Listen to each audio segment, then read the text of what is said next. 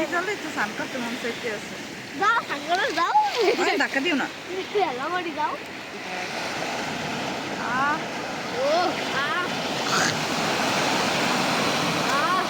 কি গন্ধ কেমন জানি সে পছন্দ এই তিনজনের মধ্যে কেটে জানি বোম ছাড়ছো পতলা পতলা তোমার পোলায় সার্স